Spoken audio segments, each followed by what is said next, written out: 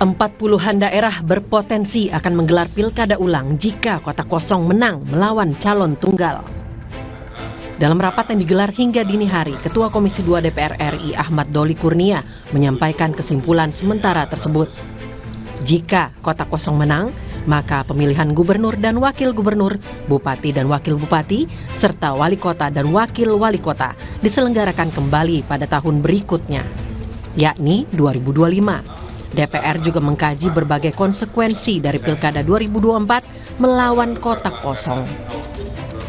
Apakah nanti kalau ada calon tunggal yang kemarin kalah dengan Kota Kosong, dibuat 1 tahun berikutnya Pilkada, boleh ikut lagi apa enggak?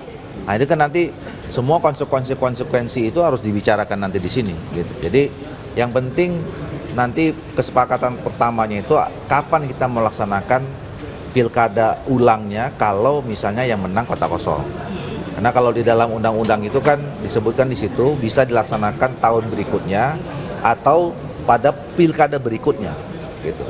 Nah, kalau saya katakan saya lebih merekomendasikan supaya pilkadanya itu tidak boleh lebih dari setahun. Ahmad Doli Kurnia juga menyebut opsi penambahan Kota Kosong di setiap surat suara tidak perlu. Menurut Doli, sesuai undang-undang, Kota Kosong hanya disiapkan sebagai konsekuensi dari calon tunggal. Pernyataan ini menyikapi adanya gugatan Undang-Undang Pilkada ke Mahkamah Konstitusi agar dalam setiap pilkada ada Kota Kosong yang disertakan. Semua tahapan pemilu pilkada ini kan sudah diatur oleh undang-undang, ya. Termasuk munculnya Kota Kosong itu kan konsekuensi dari adanya calon tunggal. Jadi kita jangan juga memberikan extraordinary aturan gitu loh. Ya kalau ada misalnya tidak ada calon tunggal lebih dari 1, 2, 3, masa kita tambahin calonnya? Sebelumnya, Komisi 2 DPR juga bakal mengkaji kemungkinan opsi Kota Kosong di dalam semua surat suara. Ini untuk menghargai hak masyarakat di pemilu, baik yang akan digunakan maupun tidak pada pencoblosan. Komisi 2 DPR akan membahas lebih lanjut bersama Kemendagri, KPU RI, dan Bawaslu soal peraturan KPU atau PKPU yang mengatur tentang penyelenggaraan pilkada dengan satu pasangan calon di rapat berikutnya pada 27 September 2024. Tim Liputan, Kompas TV.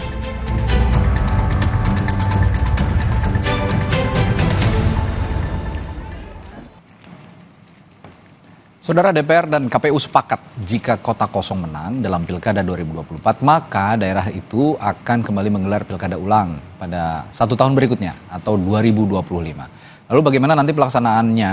Akankah wajib ada paslon minimal dan akankah efektif untuk daerah dengan kemenangan Kota Kosong? Kami akan bahas bersama sejumlah narasumber.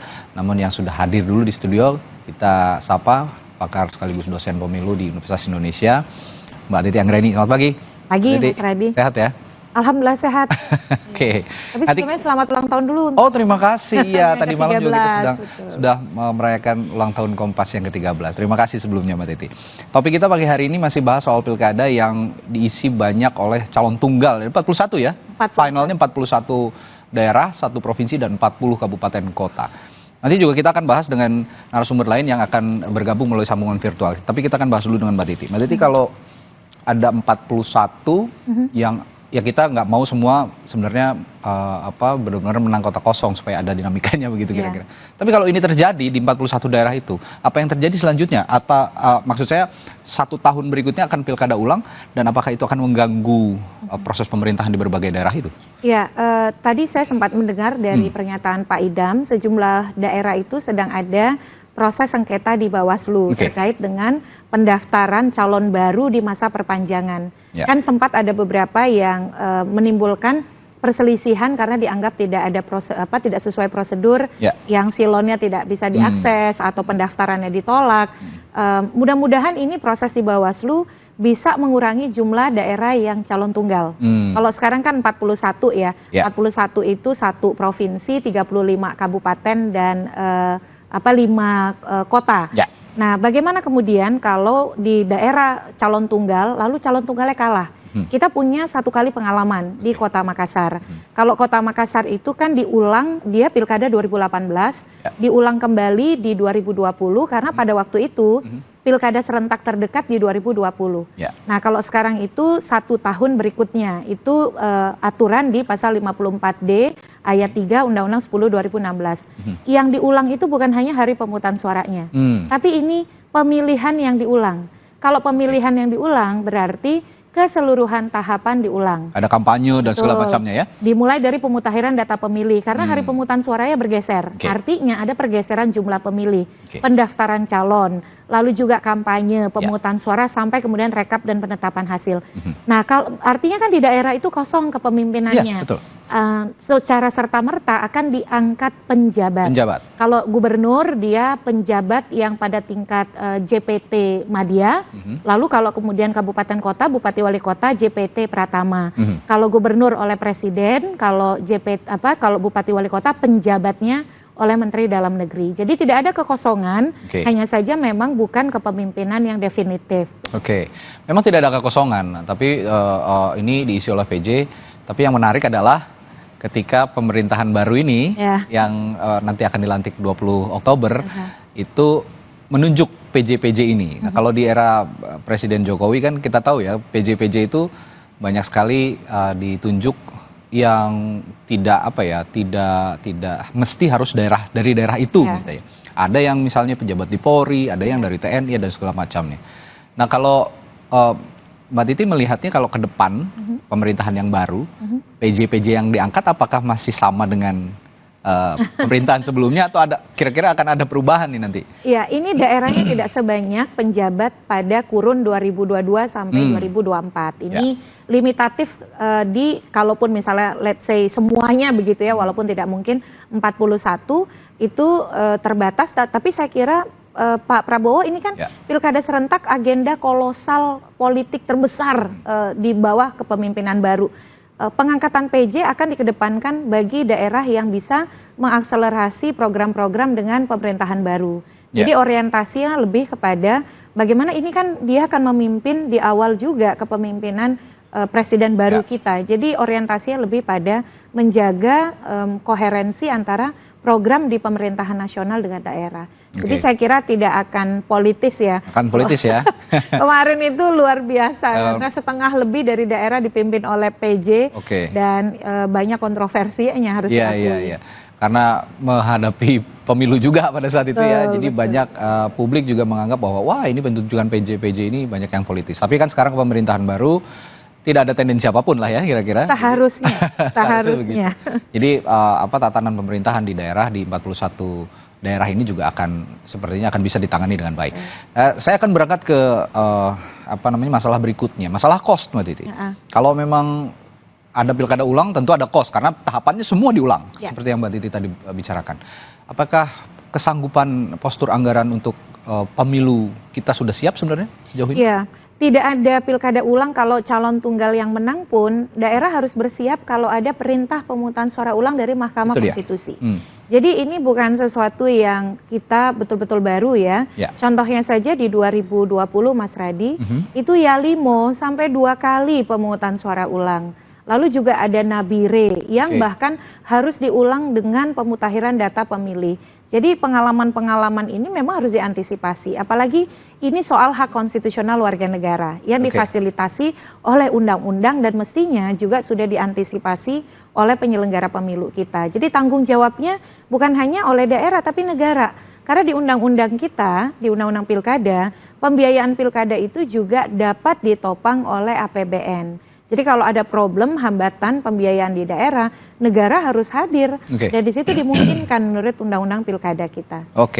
Ini sudah ada empunya bergabung di Sapa Indonesia Pagi melalui sambungan virtual. Ada Komisioner Komisi Pemilihan Umum, Mas Idam Holik.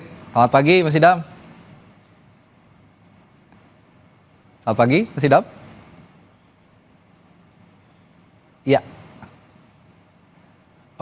Sepertinya masih ada kendala teknis. Ya, sepertinya masih ada kendala teknis. Nanti kita akan coba hubungi kembali Mas Idam. Nanti juga akan menjelaskan. Tadi malam rapat ya, Mbak Titi ya, maraton sepertinya ini KPU juga. Termasuk soal cost yang akan dikeluarkan atau anggaran yang akan dikeluarkan untuk menyelenggarakan pilkada serentak di 41 kabupaten kota dan juga provinsi yang memiliki calon tunggal. Dan itu punya potensi untuk diulang jika kota kosong yang menang di tahun 2025. Berarti artinya tadi kita bahas soal kos ini aman-aman saja ya, Mbak? Seharusnya aman-aman aja ya. Karena memang ada alokasi untuk itu. Nah, kalau dengan demikian pengelolaan anggaran ini supaya baik begitu. Kadang kan kita juga nggak tahu ya kalau hari ini dikritik juga nih soal anggaran ini bukan hanya penyelenggaraan tahapannya begitu, tapi ada bumbu-bumbu di sampingnya. Apa yang harus diperhatikan soal anggaran ini? Ya, pertama tentu saja prinsip dalam penyelenggaraan pemilu itu salah satunya adalah efektif, efisien. Ya. Jadi bukan berarti kita kemudian membatasi kerja-kerja profesional dan maksimal dari KPU. Tetapi jangan berlebihan begitu ya. Nah, memang ada kerentanan dalam penyusunan anggaran daerah, terutama karena anggaran di pilkada itu bersumber dari APBD. Terutama ketika yang memimpin itu masih petahana. Ada ruang-ruang untuk main mata begitu ya. Tetapi kan karena ini adalah pilkada ulang, pasti atensi masyarakat lebih besar. Disitulah supervisi dari KPU menjadi penting untuk memastikan tidak ada ini pendekatan kerja aji mumpung. Mumpung begitu ya, pilkadanya harus berjalan, maka anggarannya disusun dengan bombastis. Disitulah pentingnya transparansi, keterbukaan, dan akuntabilitas. Anggaran itu bisa diakses oleh publik. Dan yang sifatnya seremonik itu tidak perlulah. Walaupun itu menciptakan lapangan pekerjaan baru, tapi kan itu uang rakyat, pajak rakyat yang kita semua pemilih publik harus mengawasi ya. Efektivitas dan efisiensi bukan hanya anggaran di daerah bercalon tunggal, tapi 545 daerah yang pilkada itu kita semua harus awasi, Mas Radi, anggarannya. Sepertinya Mas Idam sudah bisa kita sapa. Selamat pagi, Mas Idam. Selamat pagi, Mas. Selamat pagi. Ya, Mas Idam, tadi malam kan maraton sepertinya ya, rapat dengan DPR. Kira-kira bisa kita bisa diungkapkan yang jadi kesepakatan tadi malam apa saja sih kira-kira di dalam konteks pilkada serentak, terutama di 41 daerah yang memiliki calon tunggal, Mas Idam?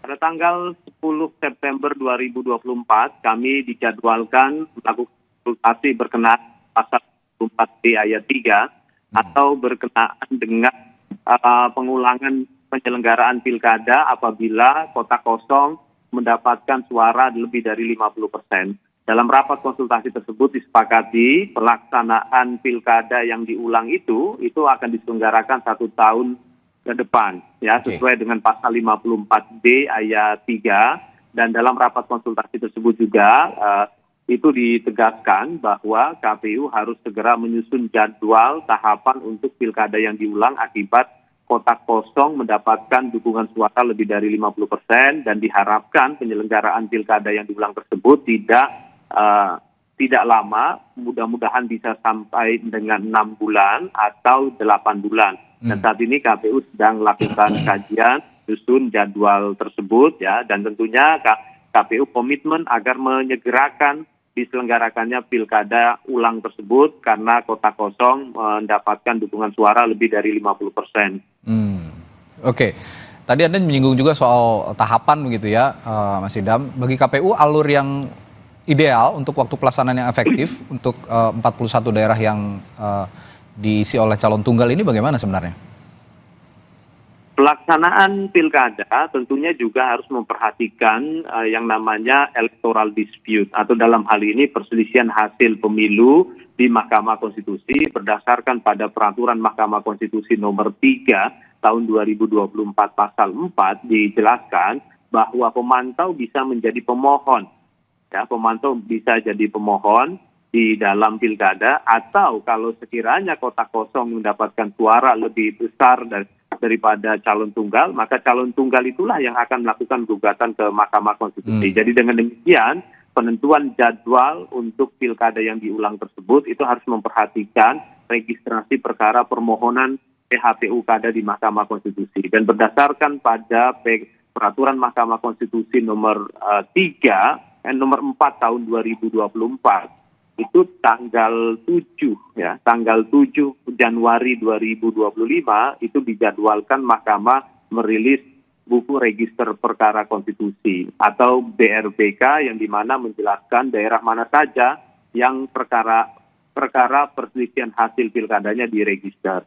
Jika memang ada registrasi atau persidangan PHPU Kada untuk kota kosong, maka tentunya kami harus menunggu putusan Mahkamah Konstitusi. Kami berharap agar sesegera mungkin pilkada yang diulang ini bisa terselenggara karena mengingat keserentakan penyelenggaraan pilkada. Kalau semakin lama tentunya juga akan terganggu, ya, dan semangat penyelenggaraan pilkada 2024 itu serentak. Ya, mudah-mudahan nanti bisa diselenggarakan sesegera mungkin, apalagi bisa sampai dengan 6 bulan. Tentunya kami tetap harus memperhatikan hak-hak calon, ya, ataupun tahapan yang telah diatur dalam peraturan perundang-undangan. Oke, tadi kita juga bahas soal soal anggaran, Mas Idam. Kalau tadi malam juga sepertinya saya menyimak banyak sekali kritik yang mengalir dari DPR soal pengaturan anggaran, terutama untuk menghadapi pilkada serentak ini. Anggarannya memang kalau dilihat posturnya memadai dan cukup begitu. Tapi kalau ada postur-postur anggaran yang bisa ditekan, tadi juga Mbak Titi mengatakan kalau memang nggak perlu ya nggak usah dianggarkan begitu kira-kira. Ada pos-pos yang bisa ditekan untuk menyelenggarakan pilkada serentak, terutama jika nanti 41 daerah ini yang punya calon tunggal ini menyelenggarakan pilkada ulang di tahun 2025, Mas Idam. Kami sependapat apa yang disampaikan oleh Mbak Titi tadi tentang prinsip efektif, efisien, dan transparan, ya, atau terbuka, karena terbuka merupakan salah satu prinsip dari penyelenggaraan pilkada. Ya, tentunya nanti dalam menyusun anggaran untuk pilkada yang diulang akan dampak dari kota kosong yang mendapatkan suara lebih dari 50%. Ini kami tetap mengacu pada prinsip-prinsip yang tadi dikemukakan tersebut, efektif, efisien, dan terbuka, karena ini juga merupakan satu komitmen kami untuk mewujudkan pilkada sesuai dengan prinsip peraturan perundang-undangan. Tentunya dalam menyusun anggaran nanti, ya, kami memperhatikan beberapa aspek, ya, yang jelas jangan karena semangat efisiensi lalu kualitas pilkadanya malah tidak baik. Artinya harus balance antara efektif dan efisien. Itu merupakan dua sisi yang tidak bisa dipisahkan, dan nanti KPU akan mengadakan rapat koordinasi dengan KPU di daerah, karena memang yang menyusun anggaran tersebut itu adalah KPU daerah. Tadi Mbak Titi mengemukakan tentang pembiayaan pilkada ini tidak hanya dibiayai oleh APBD tapi juga APBN. Itu benar sekali, hal tersebut diatur dalam pasal 166 ayat 1 Undang-Undang Nomor 10 tahun 2016. Dan tentunya nanti mengenai pembiayaan itu akan dilakukan koordinasi terlebih dahulu dengan pemerintah daerah. Kami yakini bahwa pemerintah daerah memiliki kemampuan untuk melakukan pembiayaan pilkada yang diulang tersebut. Oke, tadi kita sudah bicara aturan, bicara juga soal cost, soal anggaran. Sekarang saya akan bahas ke subtopik berikutnya soal keamanan untuk menyelenggarakan pilkada, terutama di daerah-daerah yang memiliki calon tunggal. Apakah dari 41 daerah ini ada pemetaan juga dari KPU, daerah-daerah mana saja yang resistensinya cukup tinggi untuk terjadi, misalnya tidak mendukung calon yang diusung, dan juga tidak ada pilihan lain karena harus memilih kota kosong, mereka jadi bingung sehingga ada resistensi khusus nih dari pemilih. Nanti kita akan bahas di Sapa Indonesia Pagi setelah jeda. Tetaplah bersama kami.